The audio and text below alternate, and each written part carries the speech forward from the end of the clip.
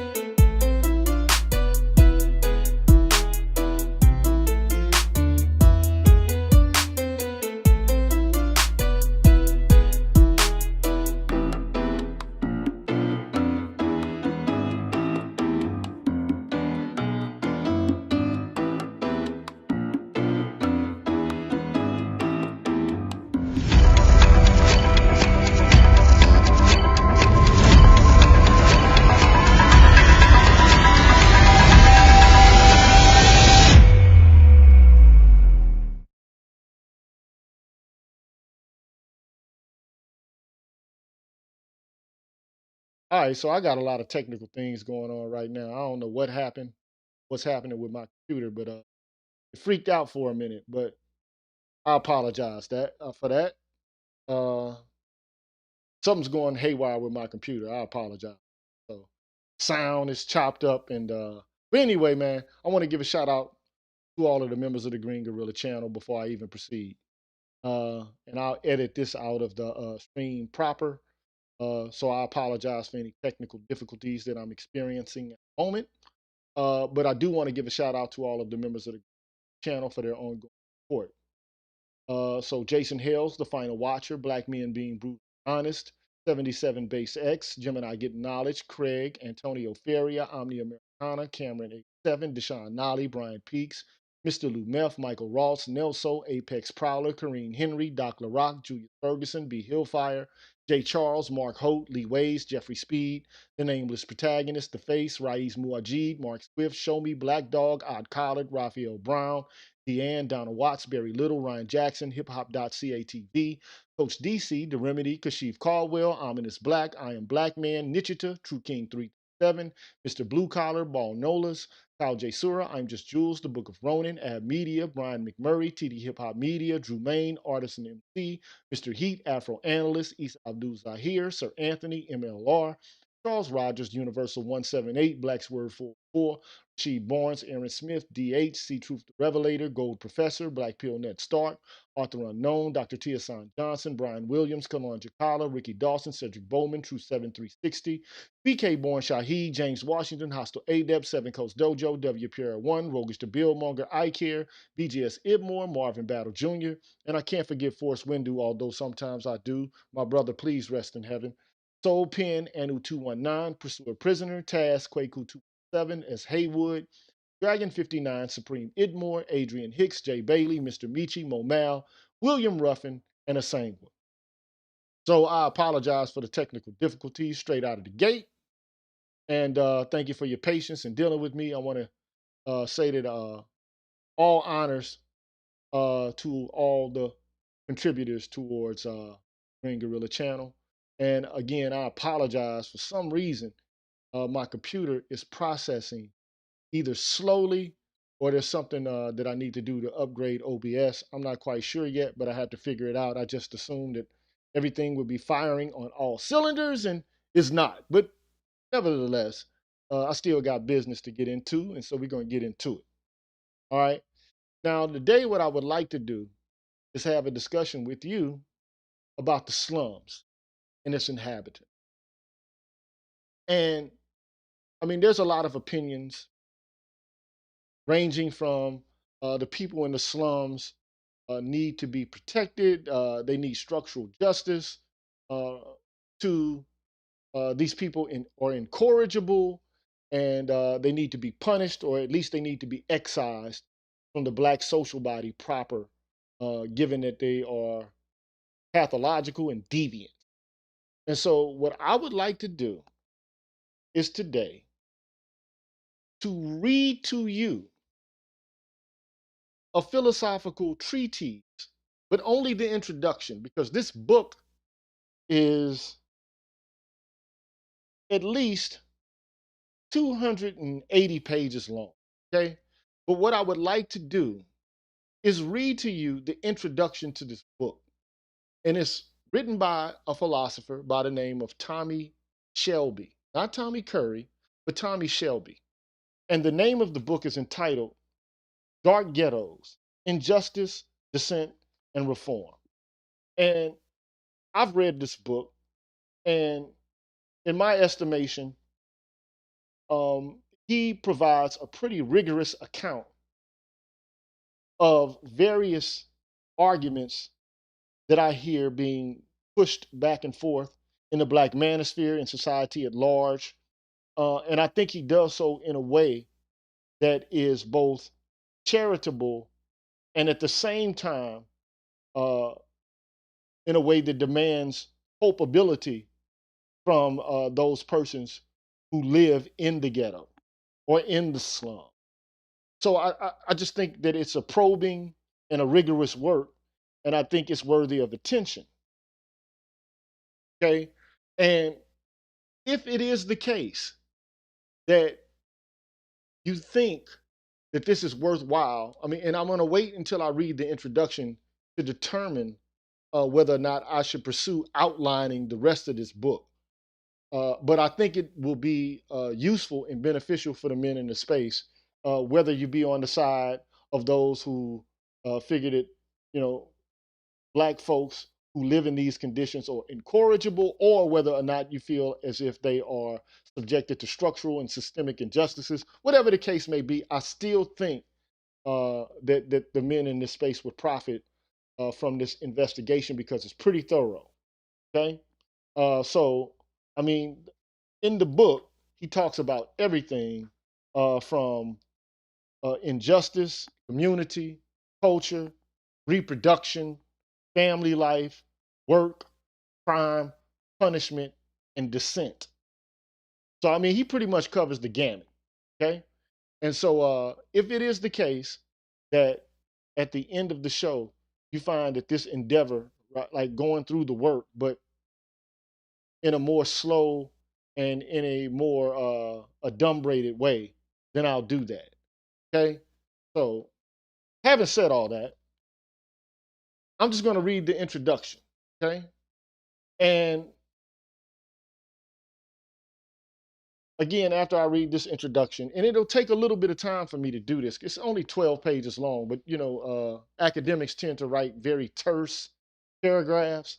But I think this is accessible, uh, and where it's not, I'll try to decipher what it is that he's discussing. Okay, so the introduction to the dark ghetto, and if at some point the men here find this useful as an exercise, thank you so very much, Mr. Heat. I appreciate your donation, your generous donation. Thank you, sir. I appreciate it very much. Okay. Um, but yes, philosophers think about these issues, and black philosophers in particular bring at least some sort of balance to what white academicians have to say about what's going on with black folks. And from time to time, I'm going to highlight and cover the work of these persons so that you can understand that, you know, black academicians are not monolithic. There's a wide variety or swath of opinions that they have. And so what I'm going to begin to do is to, you know, cover a wide variety of black philosophical works. But at any rate, let me just get to the introduction, which is entitled Rethinking the Problem of the Ghetto. And what he says is as follows. From New York City to LA, poor black neighborhoods blot the metropolitan landscapes of the US. Social scientists, ordinary observers, and inhabitants of these stigmatized neighborhoods often refer to them as ghettos. In addition to concentrated poverty, these communities typically have a number of troubling characteristics: high rates of racial segregation, violence, street crime, joblessness, teenage pregnancy, family instability, school dropouts, welfare receipt, and drug abuse. Such neighborhoods emerged decades ago after countless black Americans abandoned rural southern areas for industrialized cities in the wake of Reconstruction's collapse. Despite the efforts of the civil rights movement and various federal anti-poverty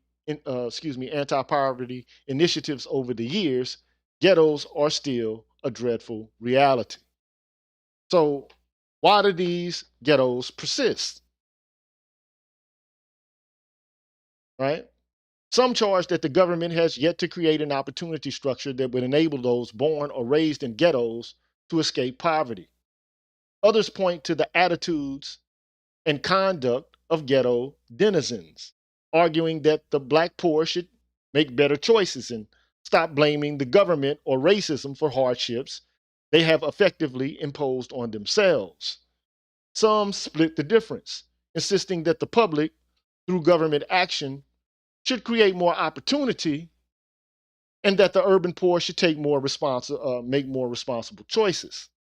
This long-standing and contentious debate has reached an impasse over what best explains the persistence of ghetto conditions, the dysfunctional behavior of the black poor, or structural obstacles to upward mobility, and over the kinds of state interventions, if any, would be most cost-effective in solving the problem.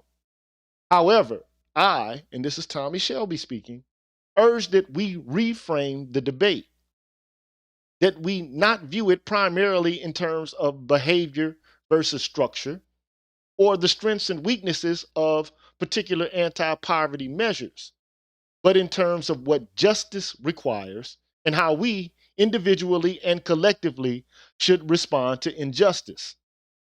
Many view ghettos and their occupants as a social problem to be fixed, and they espouse policy approaches that take the following form: describe some salient and disconcerting features of the ghetto, the prevalence of an impoverished single mother family or families and youth violence, identify the linchpin that keeps ghettos in place, joblessness or segregation, and then propose a cost-effective solution that would remove this linchpin, a jobs program or an integration initiative, with the expectation that ghettos will eventually fade away as a result. So he calls this the medical model, okay? Calls that the medical model. Now, the primary aim of those working within this framework is to increase the material welfare of people living in ghettos through narrowly targeted and empirically grounded interventions into their lives. Yet, from the standpoint of justice, this approach has serious limitations and pitfalls. Just as physicians take basic human anatomy as given when treating patients, policymakers working within the medical model treat the background structure of society as given and focus only on alleviating the burdens of the disadvantaged. When it comes to the ghetto poor, this generally means attempting to integrate them into an existing social system rather than viewing their unwillingness to fully cooperate as a sign that the system itself needs fundamental reform. In short, features of society that could and should be altered often get little scrutiny. This is the problem of status quo bias. What he calls it problem of status quo bias. In addition, the technocratic reasoning of the medical model marginalizes the political agency of those it aims to help. The ghetto poor are regarded as passive victims in need of assistance rather than as potential allies in what should be a collective effort to secure justice for all. The everyday, sometimes unusual, and often misunderstood choices of those in these disadvantaged communities are viewed, when seen through the lens of the medical model, as at best devoid of moral content or political intent, and at worst, pathological. Indeed, status quo bias invites us to see dysfunction where perhaps lies resistance to injustice. Call this problem the problem of downgraded agency. And so this is what he calls it, the problem of downgraded agency, right? Where you see dysfunction where perhaps people are being resistant, okay? Furthermore, focusing on the problems of the disadvantaged can divert attention from or obscure the numerous ways in which the advantaged unfairly benefit from an unjust social structure.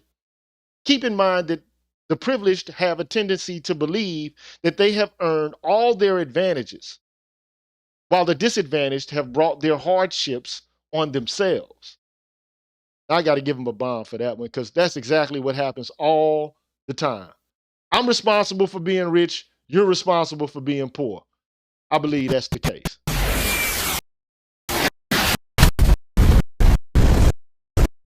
So I guess I'm gonna have to stop the theatrics because for some reason, man, my system is lagging. Okay, but anyway, for some reason my system is lagging. But at any rate, so the poor think that what they the advantaged think that they deserve their advantages, and they think that the poor deserve their position, right? Keep in mind that the privileged have a tendency to believe that they have earned all their advantages while the disadvantaged have brought their hardships on themselves. Narrowly focusing on fighting poverty might seem progressive, but it can also serve to quiet the grievances of those most distressed while preserving a stratified social order that would still be marred by serious injustices, illegitimate privileges, and ill-gotten gains. Call this the unjust advantage blind spot problem. Okay, so that's what he calls the blind spot problem, the unjust advantages blind spot problem. Okay, now to avoid these limits and pitfalls, I advocate thinking about ghettos through a system based framework. When we take up the problem using this model, both government and ordinary citizens are viewed as having a duty to ensure that the social system of cooperation we all participate in is just.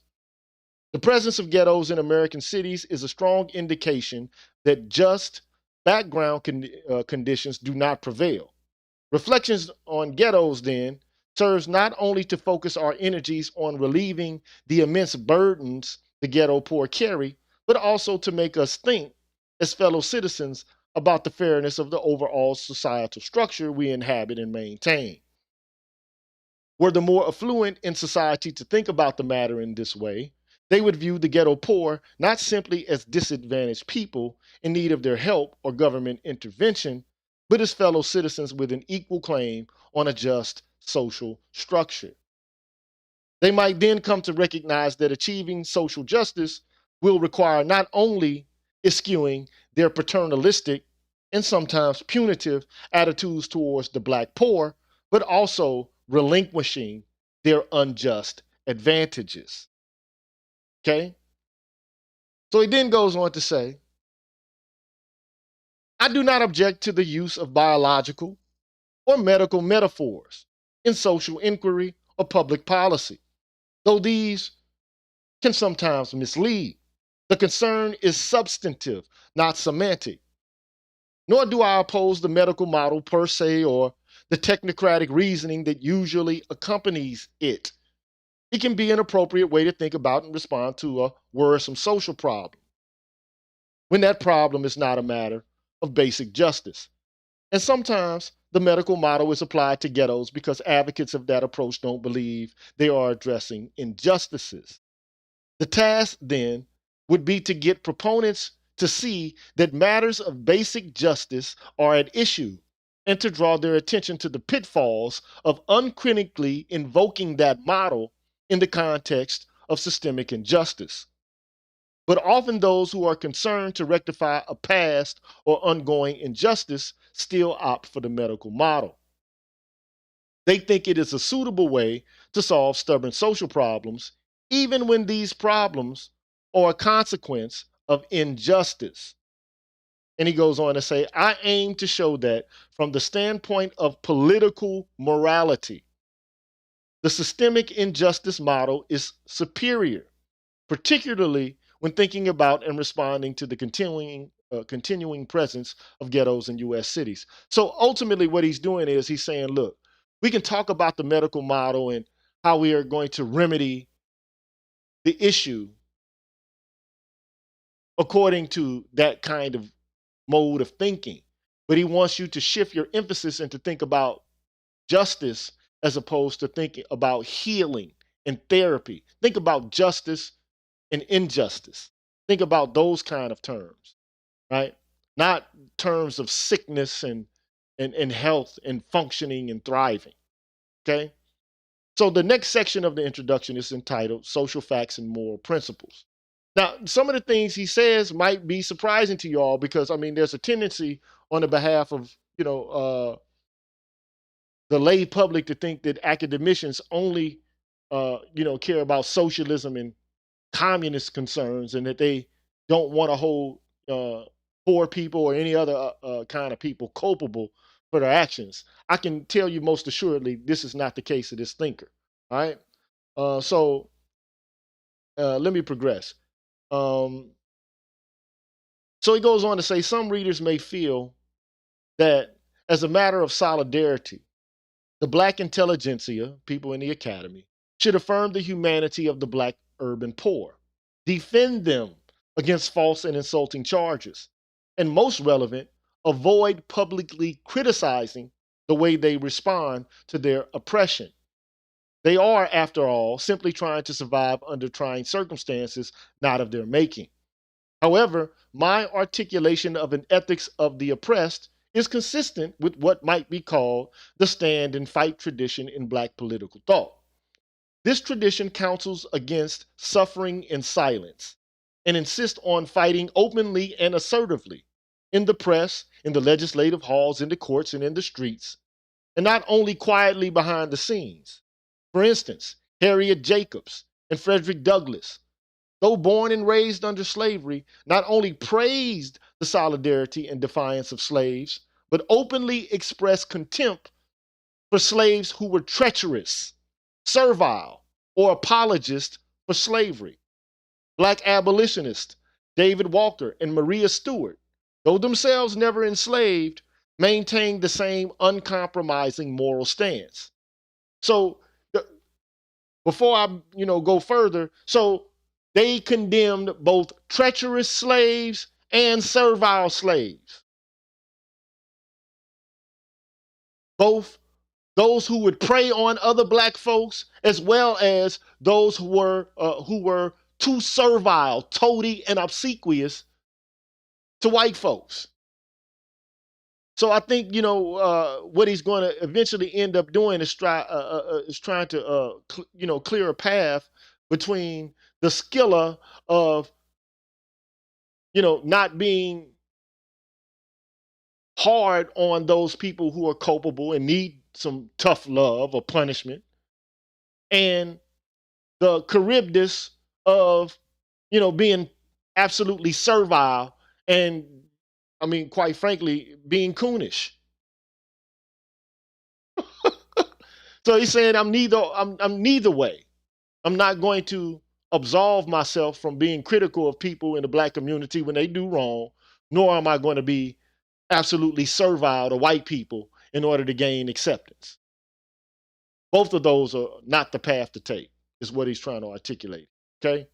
So anyway, and he goes on to talk about Walker. Walker insisted that slaves exhibit solidarity and self-respect, but also active resistance. And he's quoting David Walker here. The man who would not fight under our Lord and Master Jesus Christ in the glorious and heavenly cause of freedom and of God, to be delivered from the most wretched, abject, and servile slavery that ever a people was afflicted with since the foundations of the world to the present day, ought to be kept with all of his children or family in slavery or in chains to be butchered by his cruel enemies. So I have no greater conviction than the imperative to keep faith with this majestic and honorable tradition. So while this book engages with and draws on research into social sciences, legal studies, urban studies, and African American studies, it's primarily a work of political theory and social philosophy. As a philosopher writing about ghetto poverty, my role is not to identify the causes of ghettos, although I've done that. I've done videos on what caused this problem, but he's not going to do that, okay? Nor is it to propose policy prescriptions. Instead, I think systematically through the thorny conceptual and normative questions to which reflection on ghettos gives rise. Though this work is a work in practical philosophy, one won't find herein concrete marching orders for activists and organizations seeking to improve the conditions of the ghetto poor. And this is often, a claim that's charged. Like, well, what we gonna do? You got the solution. You got the set of precepts. He's saying, no, I don't. I'm not gonna tell you what to do to remedy this issue. Okay, I'm not gonna give you some guidelines to make it such that you know exactly step by step how to get out of this quagmire. Okay. But he says, one will find, however, a detailed defense of the values and principles that I believe should and sometimes do guide grassroots reform efforts and policy prescriptions. Social scientists tend not to make or even to imply value judgments about the subjects they study. In their role as empirical researchers, they do not presume to tell the poor or anyone else how they ought to live or what they should value. Though perhaps personally moved by a desire to reduce poverty or even by egalitarian concerns, in their vocation as scientists, many take themselves to be doing no more than providing empirical analysis of ghetto poverty.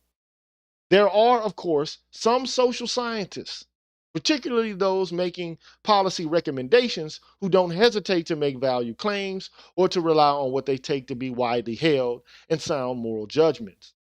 But even here, the inferential links between analytical claims, empirical conclusions, moral assumptions, policy prescriptions are often not explicitly or carefully articulated. Social scientific studies of a social problem lead directly to specific proposals for how to fix it, often missing is sufficient critical reflection on the values that should guide such proposals. In particular, the basic justice considerations that should structure public policy. With notable exceptions, policy discussions of ghetto poverty don't explicitly state, let alone defend, the values upon which they rest. They just take it for granted, is what he's saying. The values are like implicit. Don't you just get that they're true? So he says Dark Ghettos addresses this normative gap, this gap in value. Some readers may become impatient with the arguments to come, perhaps insisting that the only thing that matters is what would solve the urgent problem. But there are related, logically prior questions that also matter. For instance, it matters enormously how we conceptualize the problem. While all agree that certain aspects of life in ghettos are troubling, what is it about ghetto poverty that calls for a solution? And what constitutes fixing the problem? That is, what standards are appropriate for judging progress or failure? Finally, even if we identify a set of actions that would bring about a desirable outcome, for example, a reduction in Black poverty, we need to know whether these actions are justifiable to all concerned. These are questions of political morality that cannot be passed over through pragmatism, no matter how urgently solutions are needed. Contemporary debate in the academy and beyond centers on what caused ghetto conditions to arise and what best explains the persistence of these disadvantaged neighborhoods. Many point to racism and discrimination or to income and wealth inequities. I discuss these factors, but I also consider 7 other possible explanatory factors. Okay? He says there's residential segregation, cultural configurations, reproductive choices, single mother families, joblessness, crime, and mass incarceration. The claim that these are central factors in explaining ghetto poverty is widely endorsed and has empirical support. But it is not my task to sort out which of these factors is most important for explaining ghetto conditions. And I think, in this space, most people are going to tend to say is single mother families or reproductive choices or cultural configurations. That's what is said here most, okay? Typically, what you don't get is residential segregation. You don't get crime other than the denouncing of it or mass incarceration as opposed to, kind of arguing that we need, enhanced or increased police presence, all right? At least in certain sectors. So anyway, he says, I have organized this book as a set of philosophical reflections on these possible factors. The argument is structured in this way in part to provide a better analytical and normative grip on ghetto poverty by keeping questions of justice always in view. I will consider questions like these. Should the government attempt to foster integrated neighborhoods in order to reduce inequality? If there are cultural patterns in poor Black communities that inhibit upward mobility, what, if anything, should be done about this? What responsibility does the public have to support vulnerable families in ghetto communities? What is the proper role of government in creating employment opportunities for jobless inner city residents? What are the obligations of government to curb crime?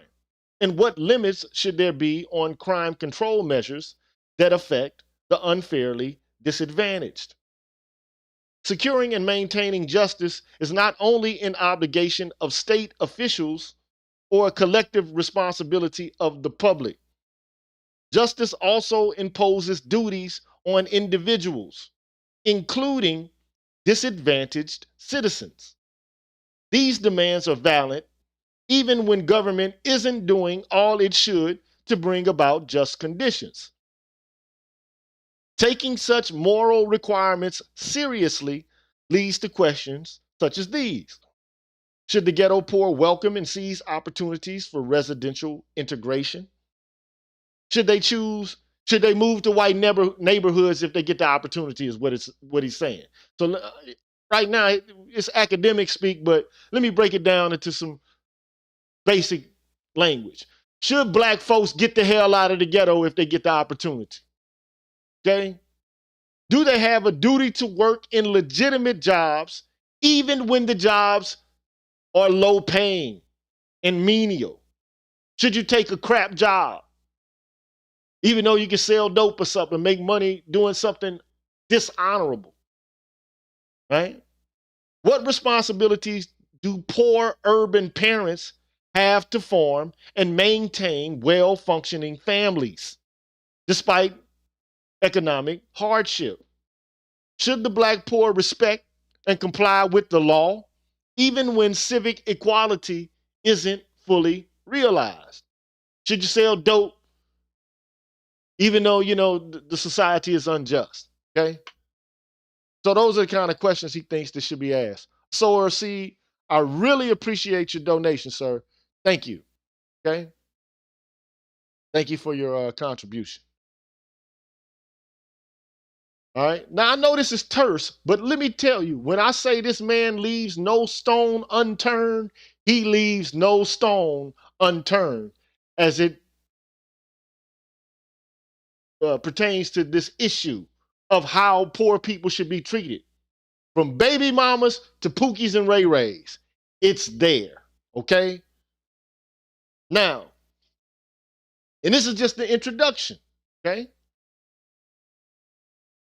Now, to the extent that lack of freedom, material deprivation, social stigma, and limited life prospects are the result of factors outside the control of individuals, no reasonable person could think that the plight of the ghetto poor is their own fault or that they don't merit assistance from their government or fellow citizens.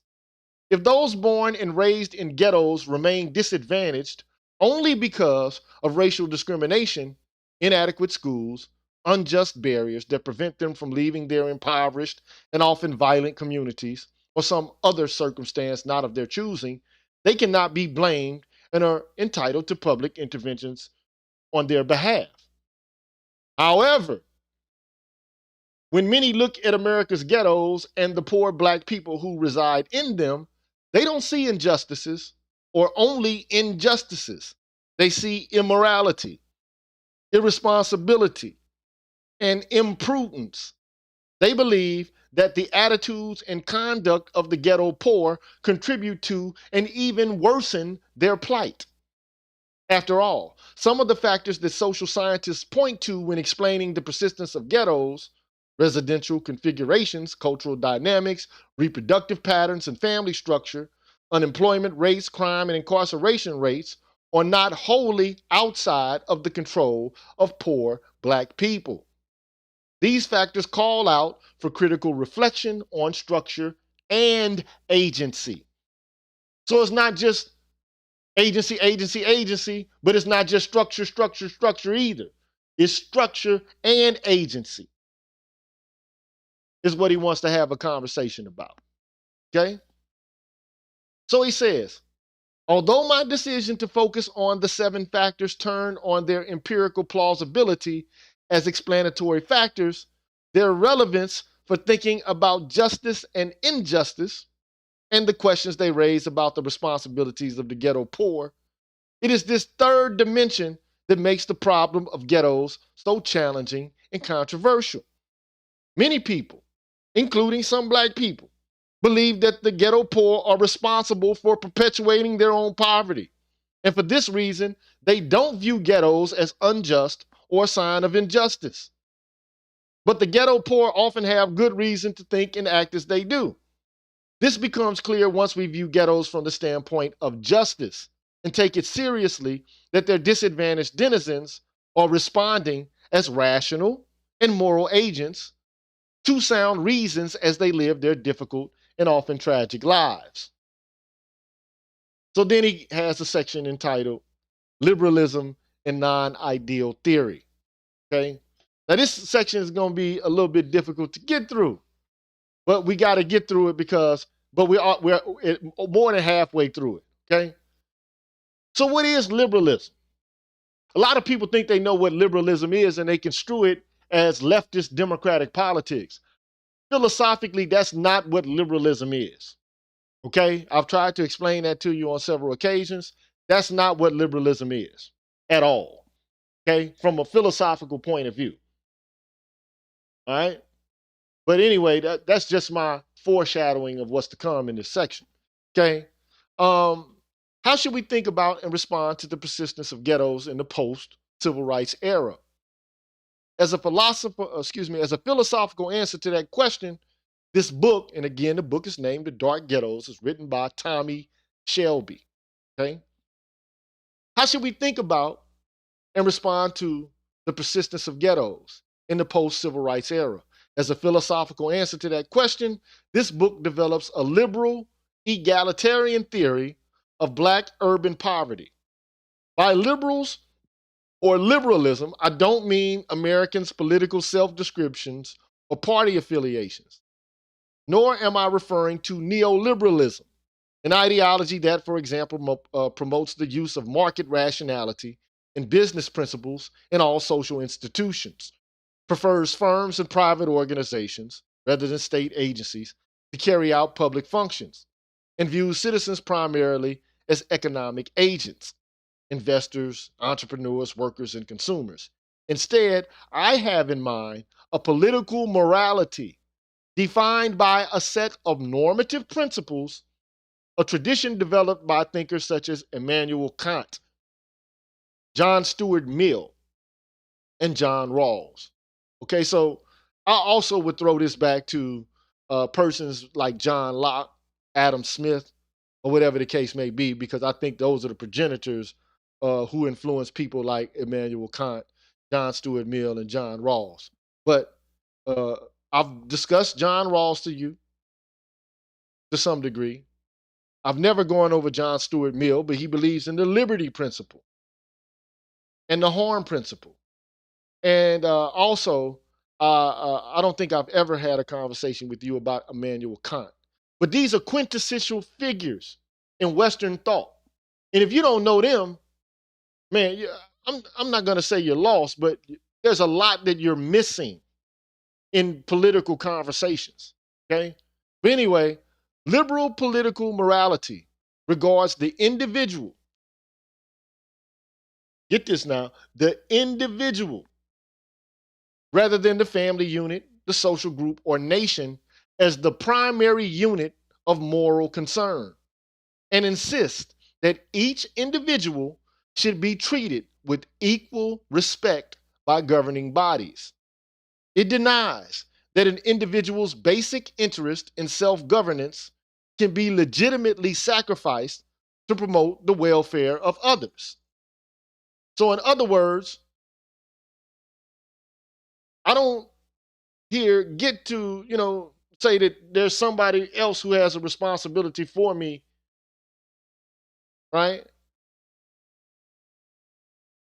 My interest in self-governance is basically predicated upon my own welfare, not the welfare of other people, okay? It opposes social hierarchies based on circumstances of birth, whether you were born black, white, red, brown, purple, whatever. Sex, doesn't matter if you're male or female. Caste, family background. Thank you for the donation, Extended Clips. Thank you for the donation, Rasheed Barnes. And again, thank you, a sower of seed, for your contribution. Appreciate that. So anyway, it opposes social hierarchies that are based on circumstances. And what he's talking about is circumstances outside of the context of your control. Because I can guarantee you this, nobody decided what family they were born into. You ever see the movie Boss Baby, where the baby gets to pick the parents before they're born? or yeah, that's the movie Boss Baby, right? Well, you get to pick your parents like before. That's a family that looks like a good family. I picked them. That's not how this works, man. You're thrown into the world and you have a family, you have a race, you have a sex, right? And none of this has anything to do with your own choice, right? So the idea is you should be treated morally equally regardless, okay? So, and then he goes on to further say, uh, feudal rank, family background, caste, on religious conviction and piety. Committed to democratic principles, it regards all members of society as equals, with the same claim to participate in public affairs. The kind of liberalism defended here takes seriously not only individual liberty and civic equality, but also substantive economic fairness, and so is better described as liberal egalitarianism to distinguish it from other variants in the broader liberal tradition. In this way, there are liberals, he puts this in quotes, and I'm using air quotes, as defined by their self description, Democratic Party membership, or confidence in markets and privatization, who are not liberals in my sense, because they are not liberal egalitarians. So what he's doing is he's saying he's a liberal egalitarian, right? And he kind of just outlined the conditions of what liberal egalitarianism is about. I assume that he's going to further elaborate and elucidate what that means to him, but I think that ultimately what he wants to say is that he believes in civic equality and individual liberty existing simultaneously. I can tell you right now, the guy's a Rawlsian, okay? And Rawlsians kind of, skirt the difference between negative and positive liberty. So that's the pretext, okay? Also, the liberalism I defend is not grounded in utilitarianism or welfare economics. So he's getting it straight. Like, my liberalism has nothing to do with utilitarian theory or welfare economics. So he's letting you know. So don't issue commie socialistic claims against me, because that's not what it is that I'm doing. Okay. And also, I don't know if you know what utilitarianism is. At some point, I think I need to go over it, but I've said it before. It is a theory that tells you to adopt a principle of action by which the greatest good for the greatest number of persons is actualized, and pain is minimized for the largest number of persons. Okay? That's what utilitarianism is. Perform that action that at the same time can maximize pleasure and minimize pain for the greatest number of persons. That's what it is. All right? So I do not think the promotion of happiness or preference satisfaction is the heart of morality. So, in other words, I'm not trying to make sure that you're good, you're happy, all right, or that you're living a good life. That's not my concern, is what he's saying. I embrace and defend a non consequentialist moral outlook. And he says this draws on Kantian and contractualist ideas. Now, this is where it gets kind of, it'll move beyond what the layperson understands. But at some point, I got to give you what Kant's moral philosophy is. But I mean, ultimately, Kant says this. Okay, you're a rational agent, and as a rational agent, you can develop policies of action that you subscribe to. Okay, meaning before you do something, you don't have to be driven by impulse. You can actually sit back and reflect upon what it is you're going to do and why you're going to do it, because you're a rational agent. So it stands to reason that you can develop rational principles of action that, kind of guide your behavior. So he says that these policies of action that you make up are called maxims. They have a form. It's my policy to perform action A in circumstance C in order to bring about a specific end. It's my policy to study for the test when the exam is due a month from now so that I can get an A. That's my policy. Or your policy could be, it's my policy to cheat on the exam when I haven't done the work and the exam's tomorrow so that I can still get an A. Or your maxim could be, it's my policy to cheat on my wife when I'm away on business because, I'm exercising my options. I'm just saying, okay? But there's a test. He says there's 3 questions you could ask about maxims. You can ask technical questions, moral questions, and prudential questions.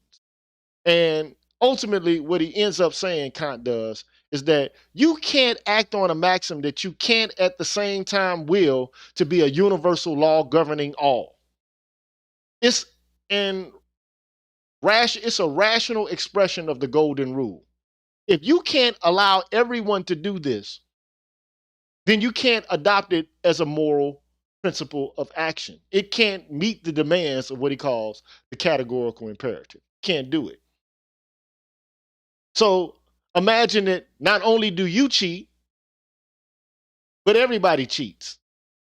Then it undermines, the system in general. So that's what I'm getting at. Okay. So anyway, he comes up with this contractual Kantian-based way of thinking about politics, which is non-consequentialist because utilitarianism is a consequentialist theory. It's worried about the consequences. All right. So anyway, this non-consequentialism extends to political morality, even to principles of justice. For instance, individuals within a polity have a basic interest in being treated with equal concern and respect by the basic institutions of their society, even if upon reflection they don't value such treatment. Now, the word liberal may put off some who believe that liberal philosophy has little or nothing to offer those who care deeply about racial injustices or the plight of black people in the U.S. Some are convinced that liberalism is itself an instrument of racial domination, a handmaiden of white supremacy. This judgment, widely held among black radicals, is mistaken, as I aim to show. The social and political philosophy I defend is a version of what Michael Dawson has called black radical egalitarianism, and what Charles Mills has recently dubbed black radical liberalism. And he's a student of Mills. He and you don't know who Charles Mills is, but you should read Charles Mills. He wrote a book called The Racial Contract. Dope book. Okay? Go back and read. If you can find it, read it. The Racial Contract. And it'll give you an understanding of how the basic structure and moral and epistemological structures of this nation and the West have been arranged. It's a dope book, man. Anyway, shout out to Charles Mills. But anyway, black radical liberalism as a normative theory of state power draws heavy from liberal egalitarian thought.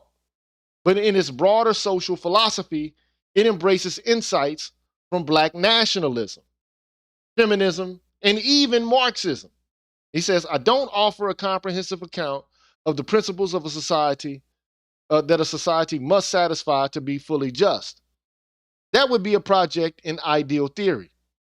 And others have given liberal egalitarian ideal theory detailed and, I believe, convincing defense. In noting this, I'm not suggesting that the enterprise of searching for a more profound and precise understanding of what social justice requires is worthless or without practical import. It is just that I believe we can rely on the wisdom and insights thus far attained to develop non-ideal theory, which specifies and justifies the principles that should guide our responses to injustices. Because some doubt about the value of ideal theory altogether, and the relationship between ideal and non ideal theorizing is hotly contested and often misunderstood, some preliminary remarks are in order. Ideal theory and non ideal theory are complementary components of an endeavor to devise a systematic account of social justice. So, ideal theory is how things ought to be, non ideal theory is what can we do in response to injustice. Okay, that's how I characterize it. Okay, because some doubt. Okay, I read that. So, for example, Rawls's famous principles of justice, equal liberty, fair equality of opportunity, and the difference principle are the product of ideal theorizing, and as such have two main functions: to serve as practical goals to work towards and as normative standards for judging the overall justice of particular social arrangements. Ideal theory provides evaluative standards for judging when an order or social order is seriously unjust and an objective to strive for in our resistance to oppression. Injustices are conceptualized as deviations from the ideal principles of justice in much the same way that fallacious reasoning is conceived as a deviation from the rules of logical inference. An injustice is a failure on the part of individuals, institutions, or social arrangements to satisfy what the principles of justice demand. Thus, charges of injustice presuppose the ideals of justice, which particular individuals, institutions, or whole societies can and often do depart from. Such deviations can be small or great, minor or serious, and depending on the size and nature of the gap between ideals and practice, different remedies will be required. So he says non ideal theory includes four types principles. And I know this is not easy to follow, but I'm trying to break it down to you. And he's not getting into the particulars right now. This is just a general overview. Okay? General overview at this point. So, non ideal theory.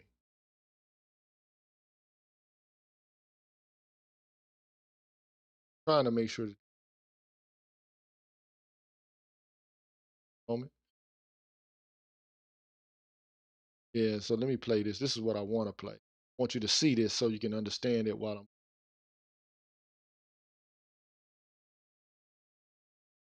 But it's not playing. So anyway, yeah, man, I'm having all kind of technical difficulties today. I don't know why, what for. What did I do to deserve this?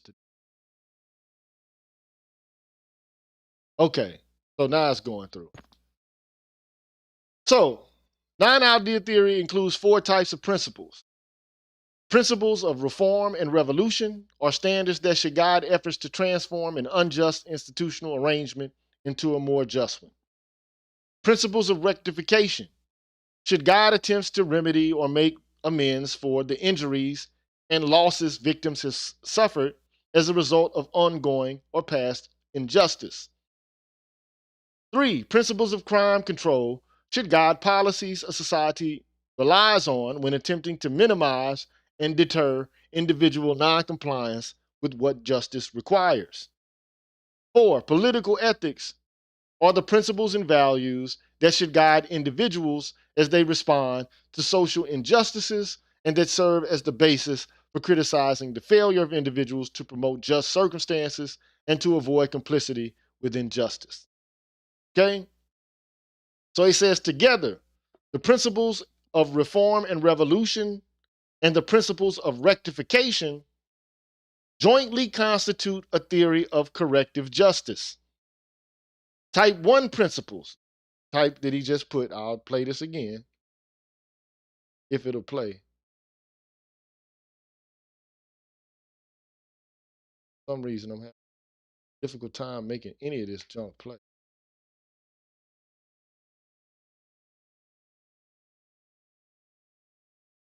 And I don't know about had it with something to do. Download it or redo it. But anyway, he says that type 1 principles have to do with altering the basic structure of a society so that it better approximates a fully just society. So that's what principles of reform and revolution are, right? But he says type 2 principles, rectification, principles address the need to lift or lighten the burdens on those disadvantaged because of injustice or to make amends to those harmed by injustice. And then he goes on to say type 1 principles are forward looking, orientated towards establishing a just society, and type 2 principles are backward looking, oriented towards repairing injury, right? And settling unpaid moral debts. Theorizing about corrective justice is thus more than laying down principles for compensating the victims of past injustice or reducing their disadvantages. It also includes the philosophical arm of collective efforts to establish a society regulated by a mutual commitment to justice. Reformers and revolutionaries should be aiming to create a society in which the principles of justice are fully realized in its institutions, in which citizens comply with institutionalized rules because these are in accord with their shared conception of justice. This sounds very Rawlsian. It is in this way that ideal theory serves as a guide for non-ideal theory. We cannot develop a philosophically adequate theory of how to respond to social injustice without first knowing what makes a social scheme unjust. In the case of gross injustices such as slavery or genocide, we may be able to judge confidently that a social arrangement is unjust simply by observing it or having it described to us, relying exclusively on our pre-theoretic moral convictions. We don't need a theory for that. But with less manifest injustices, when our political values seem to conflict, or when we're uncertain about what justice requires, or when there's a great but honest disagreement about whether a practice is unjust, in the absence of a more systematic conception of justice, we can't know which aspects of a society should be altered. Without a coherent set of principles that enables us to identify the unjust features of a social system, we could not be confident as to what direction social change should take. Those living within a just and stable society presumably would, for the most part, comply with and respect the law. Yet even in a reasonably just policy, we can expect some individuals to break the law and to violate the rights of others. Type 3 principles are designed to deal with these failures of individual compliance. When these principles are realized, they assure the law-abiding that others won't be allowed to take advantage of their goodwill and respect for justice. The normative theory of punishment falls within this domain.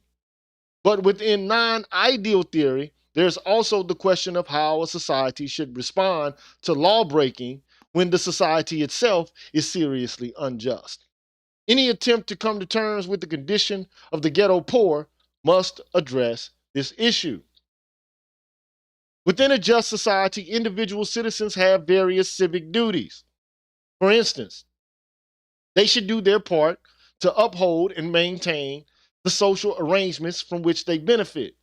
This includes obeying the law, holding public officials accountable, paying their taxes, reporting crimes, serving on juries, and so on.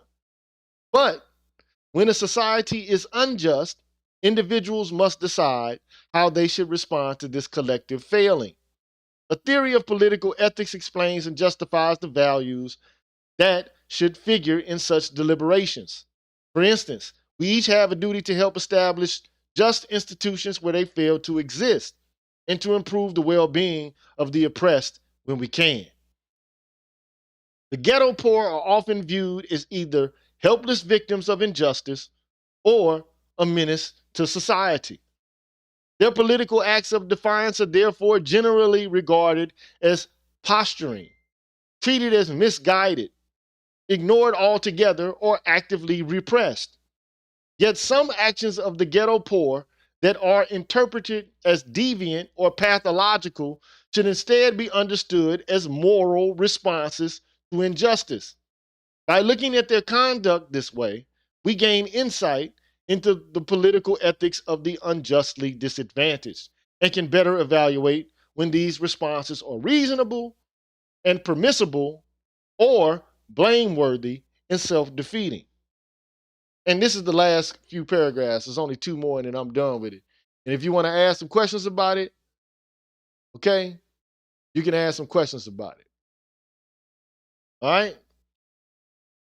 He says, a new theory of ghettos. And if you're interested in figuring out what this is, I will go through each chapter and outline it. I won't read it. I will outline it and give you an adumbration of what it is that he's articulating in the context of this book and where some of the arguments that we have don't cover some of the bases that he covers as he tries to explain these issues. Okay?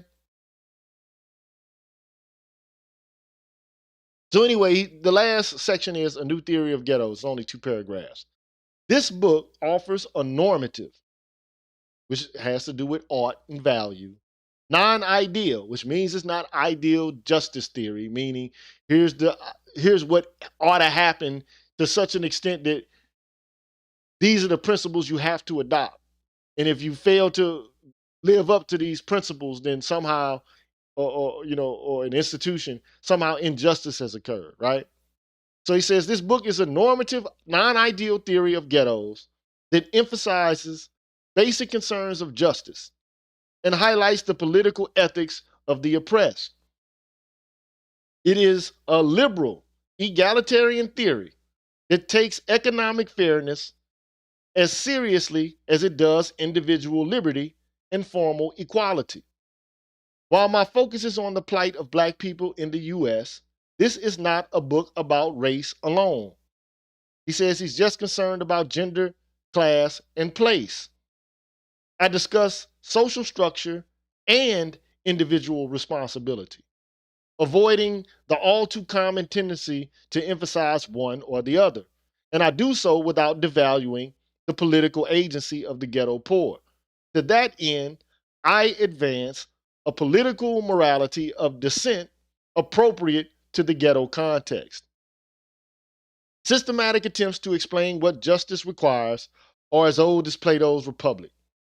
Reflecting on modes of injustice, like the conditions ghetto poverty represents, can help us better understand the meaning and urgency of this perennial philosophical question. Throughout, Dark Ghettos moves back and forth between the sometimes esoteric, lofty, and abstract concerns of philosophy and the familiar grim and concrete realities of the contemporary urban landscape. I offer the resulting theory in the firm belief that careful philosophical reflection can assist in moving the public debate over Black urban poverty in a more productive direction, pointing the way towards solutions that are fair to all concerned and that treat the truly disadvantaged among us with the respect that they deserve. So that's the end of the introduction. Okay, and I can tell you, this book has gotten him into a little bit of trouble. Got him into trouble with feminists when he talks about family and single parent, family structures. Yes, he got roasted and excoriated by feminists for writing about it. I think one of the things that he ended up saying about it was, it is perhaps immoral for a woman to bring a child into the world in the ghetto, knowing full well that she doesn't have the means by which to support the child. That to him was considered to be an immoral action. You can't, like, it's morally irresponsible to bring a child into the world under those conditions. So when he said that, oh man, I mean, everybody went crazy. And yes, he does go off to some degree on Pookies and Ray Rays. Yes, he does. Okay. Now the question is, Do you want me to go into this? I'm not gonna do this every day because it would kind of get on your nerves. But I could do it once a week if you want me to. So Mike Schiff says, yes, I want you to outline each chapter. If you want me to outline each chapter, put a 1. If you don't want me to outline each chapter, I will not. If you don't, it's a 2. If you want me to, it's a 1.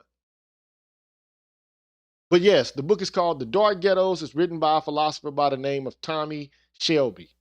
Okay? I'll do it once a week. I'll do it once a week. That's as much as I'm willing to do. Because otherwise, it'll drive me crazy to go through all of this day after day after day after day. I'm not going to do that. But this is the difference between organizing your thought systematically and just having the same kind of conversations over and over and over again without having any kind of rigor or heuristics to, put it all together. Okay, I see a lot of 1s. So I'll do it once a week until it's all done. But again, the sections that he discusses are let me go to the chapters. This is a physical book that I have. So again, part 1 is liberty, equality, fraternity. And then, of course, this is reminiscent of the French Revolution. So he talks about injustice, community, and culture. And then part 2, he talks about of love and labor, reproduction, family, and work. Okay? Then part 3, rejecting the claims of law. He discusses crime, punishment, and impure descent. So I think what he's going to end up saying is that some of the actions that people can take as they move to engage in revolt or reform are unjustifiable, and on behalf of so-called protesters. You get what I'm saying? Like some actions are not justifiable within the parameters of justice. Okay. So yeah, I mean he has a lot to say about reproduction. And women don't, especially black feminists, they don't like anyone to have anything to say other than women about reproduction. They just do not want anybody else chiming in on that issue. But I think that black men definitely, or any other group of men, have a right to have something to say about reproduction, because reproduction doesn't take place without their participation. And the implications of reproduction are definitely felt by men, especially if they're involved in the life of the child, or even if they're not involved in the life of the child. For crying out loud. Well, T. Riddler, if you don't want to, want me to go through it, then just tune us out when this comes on. But at any rate, most people put 1, so I'll do it. I'll do it that way. But yeah, I think men have a right to talk about reproduction because we're on the financial hook, and most of us, we're on the duty, the caring, the nurturing, the parental hook as well. So there you go. Do you got any questions about what I just said? If there's some statements that were made there that you really didn't understand and comprehend, I'll fill you in on. If there's something that you disagree about, we can discuss it also. And again, I want to thank Andrew Green. Appreciate it, bro. Very little. Appreciate you, bro. You always been there. Again, Rasheed Barnes, Extended Clips, A Sower of Seed, and Mr. Heat. Appreciate y'all, bro. You don't have to do anything for me. When you do, it's greatly appreciated.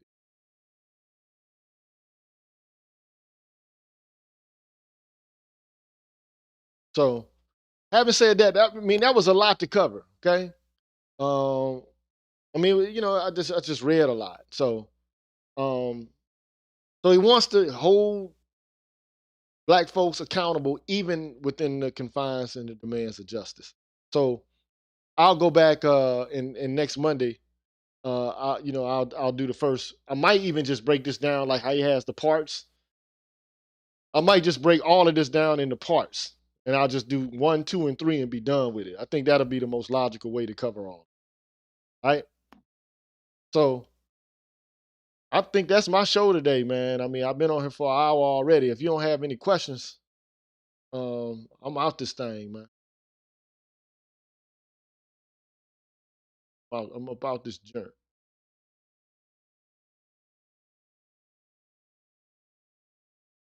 Thank you, man, Friday, for your contribution. I appreciate you as well. So hit the like button on your way out, people, man. I'll see y'all next time. One.